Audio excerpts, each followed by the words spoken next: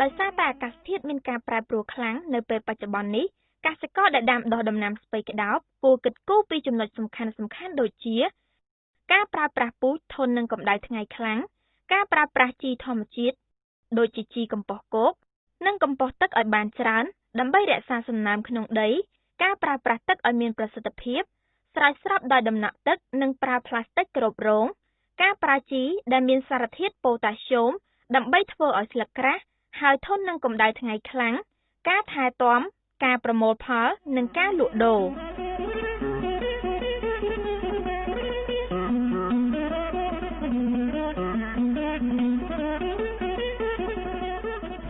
ទន្ទឹមនឹងនេះដែរកសិករត្រូវរៀបចំសម្ភារៈមួយចំនួនដែលចាំបាច់សម្រាប់ប្រើប្រាស់ដូចជាសម្ភារៈសម្រាប់ធ្វើរងបណ្ដុះកូនថាសឬកន្ទោងបណ្ដុះកូនបន្លែ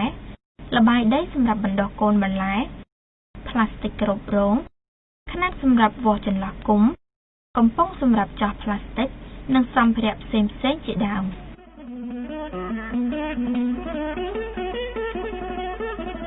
គេអាចដាំដំណាំស្ពៃក្តោបបានពេញមួយឆ្នាំតែរដូវដែលសមស្របបំផុតគឺចាប់ពីខែតុលាដល់ខែកុម្ភៈដោយសារកំឡុងពេលនេះអាកាសធាតុត្រជាក់សីតុណ្ហភាពនិងពន្លឺសមស្រប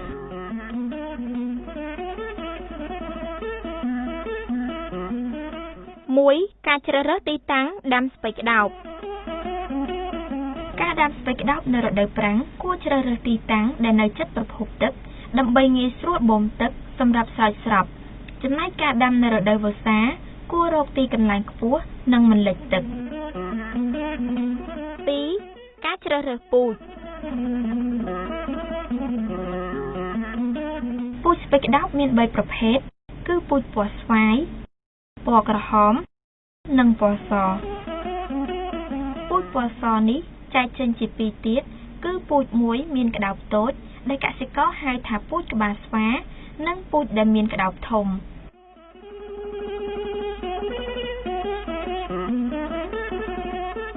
កសិករគួរជ្រើសរើសពូជកំប៉ុងឈ្មោះកាក្រូសព្រោះពូជនេះមានស្លឹកក្រាស់និងធន់ទ្រាំនឹងកម្ដៅថ្ងៃក្តៅពូជទាំងនេះអាចដាំបានទាំងនៅតំបន់វាលទំនាបនិងតំបន់ខ្ពង់រាប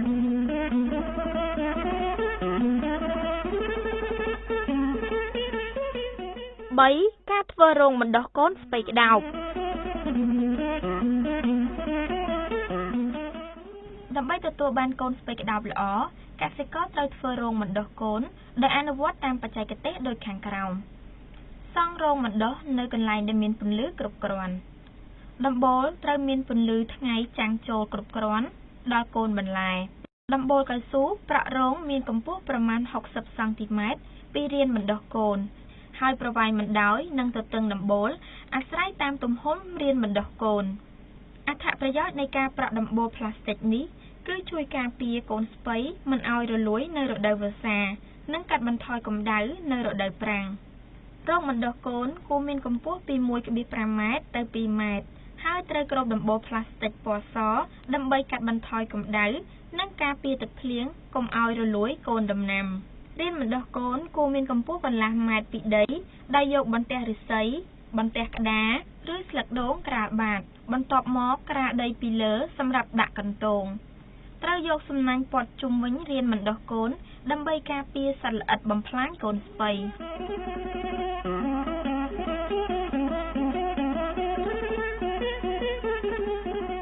4. ការបណ្ដុះគ្រាប់ការរៀបចំល្បាយដីបណ្ដុះកូនស្ពៃយកដីមានជីជាតិមួយភាគលាយជាមួយលាមកគោស្ងួតឬជីកំប៉ុស្ត2ភាគនិងផេះអង្កាម2ភាគផេះអង្កាមត្រូវត្រាំទឹកឲ្យបានរយៈពេលពី2ទៅ3យប់ការដាក់ផេះនេះធ្វើឲ្យកូនដំណាំរឹងមាំស្លឹកក្រាស់និងធន់នឹងកម្ដៅថ្ងៃ បន្ទាប់មកយកល្បាយដីដែលច្របល់ហើយទៅលីងឲ្យសព្វក្នុងរយៈពេល15 ទៅ 20 នាទីក្រោយពីលីងរួចទុកវាឲ្យត្រជាក់សិនដោយចាក់សណ្ដែលហាលរយៈពេលពី 2 ទៅ 3 ម៉ោងបន្ទាប់មកយកដីនោះដាក់ក្នុងកន្ទោងស្លឹកចេកឬថង់ប្លាស្ទិកឬថាសបណ្ដុះតែជៀសវាងសង្កត់ដីទាំងនោះដែលបណ្ដាលឲ្យហាប់រួចមកស្រោចទឹកឲ្យជោគហើយទុកវាមួយយប់សិនបន្ទាប់មកដាក់គ្រាប់ស្ពៃក្តោបមួយគ្រាប់ក្នុងមួយកន្ទោងរួចយកដីរោយពីលើគ្រាប់នោះការដាក់គ្រាប់ក្នុងជម្រៅ 1.5 ទៅ 2 សង់ទីម៉ែត្រហើយមិនត្រូវកប់គ្រាប់ជ្រៅនោះទេព្រោះវាធ្វើឲ្យគ្រាប់រលួយឬដុះយឺតបន្ទាប់ពីដាក់គ្រាប់រយៈពេល 20 ទៅ 25 ថ្ងៃកូនស្ពៃអាចយកទៅដាំបានត្រូវថែទាំកូនស្ពៃដូចជាស្រោចទឹកនិងការពារការបំផ្លាញពីសត្វល្អិតធ្វើយ៉ាងណាឲ្យកូនស្ពៃឆ្លោះល្អ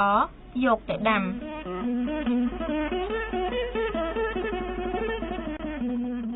5. ការរៀបចំដី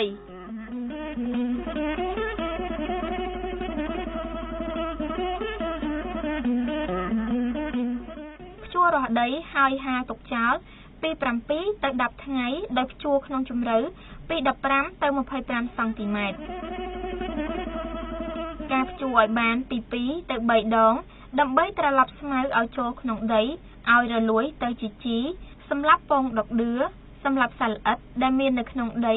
ធ្វើឲ្យដីធូរនិងមានខ្យល់ចេញចូល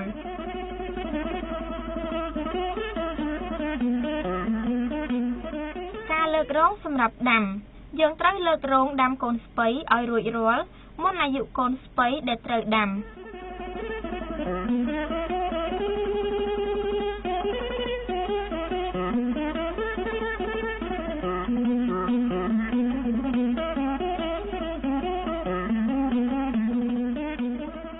រងស្ពៃត្រូវមានកម្ពស់ពី 10 ទៅ 15 សង់ទីម៉ែត្រ 10 សង់ទីម៉ែត្រសម្រាប់រដូវប្រាំងនិង 25 សង់ទីម៉ែត្រសម្រាប់រដូវវស្សាទទឹងរង 1 ម៉ែត្រនិងបណ្ដោយរងមិនគួរលើសពី 25 ម៉ែត្រ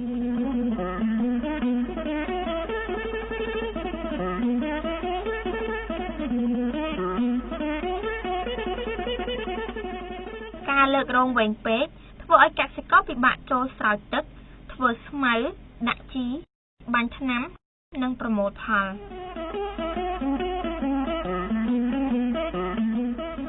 ការដាក់ជីទ្រាប់បាតដាក់ជីកំប៉ុស្តជីឡជីអ៊ូស្មាន់ឬជីលីមួកគោដែលពុកផុយឬជីអាចគោដែលពុកផុយល្អក្នុងបរិមាណ 3 គីឡូក្រាមក្នុងផ្ទៃដី 1 ម៉ែត្រការ៉េការដាក់ជី NPK ចំនួន 1.3 ខាំសម្រាប់ផ្ទៃដី 1 ម៉ែត្រការ៉េ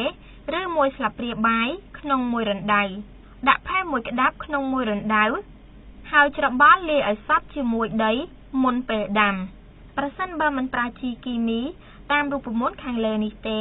កសិករអាចប្រើជីផូស្វ័រក្នុងកម្រិត 1 គីឡូក្រាមនិងលាយជាមួយជីប៉ូតាស្យូម 1 គីឡូក្រាមលើផ្ទៃដី 1 ម៉ែត្រការ៉េ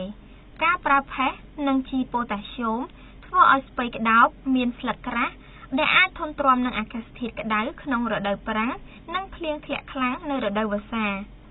ផលប្រយោជន៍នៃការដាក់ជីទ្រាប់បាតនេះគឺធ្វើឲ្យដីធូរកូនបន្លែចាក់ឫសបានជ្រៅដើមរឹងមាំស្លឹកលូតលាស់បានល្អលើសពីនេះទៀតការដាក់ជីធម្មជាតិឲ្យបានច្រើនធ្វើឲ្យដីស្រូបយកទឹកបានល្អនិងរក្សាសំណើមបានយូរ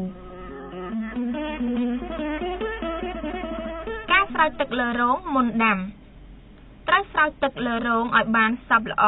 មុននឹងគ្របផ្លាស្ទិកឬចំបើងការស្រោចទឹកនេះធ្វើឲ្យដីត្រជាក់ជួយឲ្យកូនបន្លែងាយដុះលូតលាស់និងកាត់បន្ថយចំនួនកូនបន្លែងាប់ក្រោយពីដាំហើយ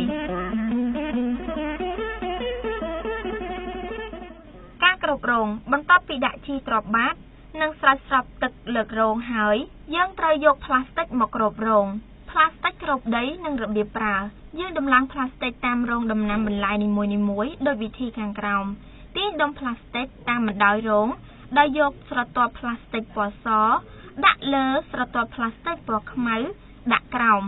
បន្ទាប់មកខ្ទប់បន្ទះឫស្សីពីលើផ្លាស្ទិកជាប់នឹងដីនៅនឹងគល់ពីខាងចុងឲ្យញឹកទាញផ្លាស្ទិកតាមបណ្ដោយរង រួចហើយយកបន្ទះឫស្សីខ្ទាស់តាមគែមរងពី1ទៅ1ប្រវែង3ទៅ4តឹកការចោះរន្ធផ្លាស្ទិកសម្រាប់ដាំកូនបន្លែប្រើខ្នាតសម្រាប់វាស់ប្រវែងចន្លោះជួរនិងចន្លោះគុម្ពប្រវែង